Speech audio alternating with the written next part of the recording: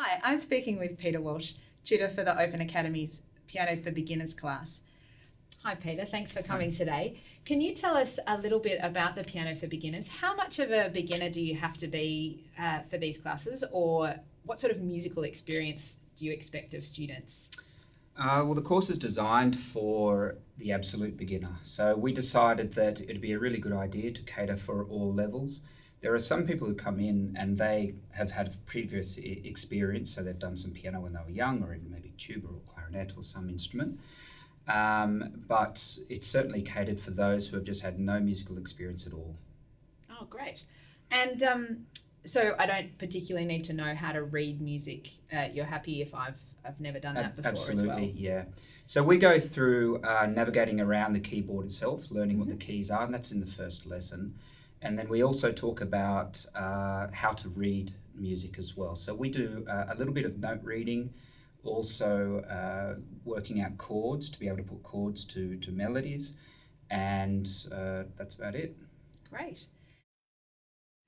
So Peter, how many students are normally in each class? Anywhere between 6 and 12. And what's the space that you teach in like? It's a keyboard lab, so it's got 12 keyboards in there, and each one is a digital keyboard, so each one has the function to put headphones on, so we can play during practice time, play just to ourselves, or also play out loud at the end of the class as well. And so is some of the class where everyone's playing together, Yeah, sure. So there'll be times in the class where we've got practice time, where you've got the keyboard, where you've got the headphones, on, and nobody else will be able to hear what you're doing, and that'll just be a practice time. But there'll also be a time where at the end of each class we'll play out loud, and that may be for the reason of playing for each other or playing with each other. Great. What sorts of music do you play in these classes? What styles? Well, we start with Beethoven, but we end up playing everything between Beethoven and the Beatles, really. So we do some pop music, we do a lot of famous classical themes, and we take chords and put them to famous melodies as well. So I know there are 3 different levels in the Piano for Beginners. Mm-hmm.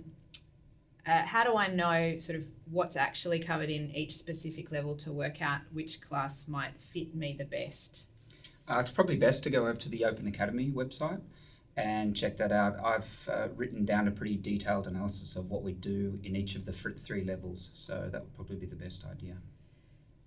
Another question that I had on that kind of level front, if say I did do some piano lessons when I was a child, or in years gone by, would you suggest that I should just start back at level 1, or do you think it's okay to kind of jump in on one of those other spaces? For sure, it's okay to go into levels 2 or 3, providing that you've read through the details on the website and just to see that the level suits you.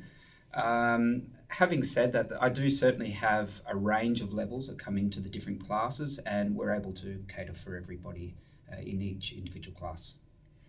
And on that kind of expectations of students, what are your expectations of practice at home, or what they need? Do we need to have a piano at home, or a keyboard at home? What's the story there? Yeah, I think that it is best to, of course, have an instrument to practice on. Having said that, there are students who have come along in the past and they don't have a practice instrument, and they're fine going through level 1.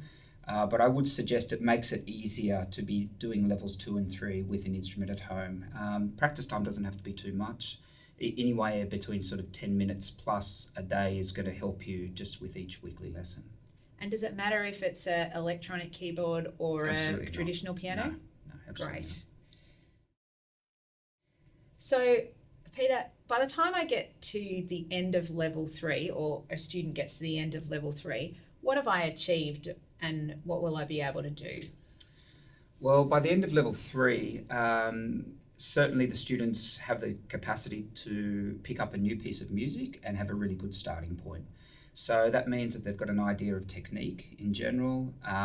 They also have a very good idea about how to go about reading the music as well, putting in their own fingerings for the music, which is of course something that we go through in the classes in levels 1, 2 and 3. And it just means that they can go and find that piece of music that they've always wanted to play and be able to just start with it with a bit of conviction. Great. So if you're interested in taking up the piano, and we have those classes available to book in on our website, you can jump online, book in, and hopefully we'll see you at a class soon.